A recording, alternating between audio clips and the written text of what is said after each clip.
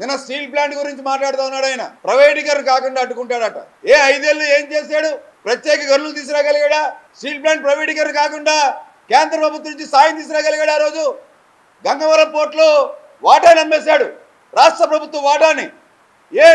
నిన్న జగన్మోహన్ రెడ్డి వచ్చినప్పుడు పెదగంటేడులో ఏదైతే అంబుజా సిమెంట్ పేరుతో జరుగుతున్నటువంటి పెద్ద ఉద్యమం ఏదైతే ఉందో, పార్టీలకు అతీతంగా Telugu Desam party, Janasena party, CPI, CPM ప్రజలు అందరూ కూడా పాల్గొంటే వైసీపీ నేతల వైఖరి ఏంటి? అంబుజా సిమెంట్ ఫ్యాక్టరీ ఏదైతే పెదగంటేడులో అదానీ కంపెనీ ఏదైతే పెట్టబోతా ఉందో దాని మీద జగన్మోహన్ రెడ్డి తన స్పష్టమైన వైఖరిని ఎందుకు వెల్లడించలేకపోయాడు? అదానీతో జగన్మోహన్ రెడ్డికి ఉన్నటువంటి మిలాఖాత్ ఏంటి అని అడుగుతా ఉన్నా నేను. ఇవన్నీ వదిలేసి ఏదో ఉత్తరాంధ్రను ఉత్తరించేస్తానంటాడు. ఏంటి ఉత్తరించాడు చెప్పండి? 500 కోట్ల రూపాయలతో కట్టినటువంటి ప్యాలెస్ ఏదైతే ఉందో అది తప్ప విశాఖ నగరానికి కానీ ఉత్తరాంధ్ర జిల్లాలకు కానీ ఏమైనా జగన్మోహన్ రెడ్డి తీసుకొచ్చిన సందర్భం ఉందా?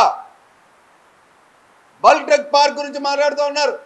చోడవరం షుగర్ ఫ్యాక్టరీల గురించి, షుగర్ ఫ్యాక్టరీలు ఉత్తరాంధ్ర జిల్లాలో ఏవైతే ఉన్నాయో, జీవనాడిగా ఏవైతే రైతులకు ఉన్నాయో, ఆ చక్కెర కర్మాగారాలు నడిస్తేనే రైతులు ఏదైతే వాళ్ళు బతికేటువంటి కొన్ని వందల వేల కుటుంబాలు ఏవైతే ఉన్నాయో వాటి గురించి ప్రభుత్వం ఉండేటప్పుడు చక్కెర కర్మాగారాలని ఏ విధంగా ఆదుకున్నావు జగన్మోహన్ రెడ్డి?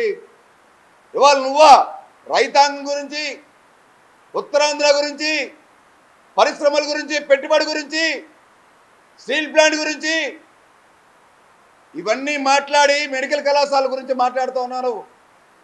నిజంగా జగన్మోహన్ రెడ్డి కానీ వైసీపీ నేతలకు కానీ చిత్తశుద్ధి ఉంటే ఖచ్చితంగా ఈ ఉత్తరాంధ్రకి 5 ఏళ్లలో ఏం చేశారో శ్వేతపత్రం రిలీజ్ చేయమానండి. గిరిజన ప్రాంతాలు, గిరిజన బిడ్డల గురించి, గిరిపుత్రుల గురించి మాట్లాడుతున్నాను నేను. ఆయన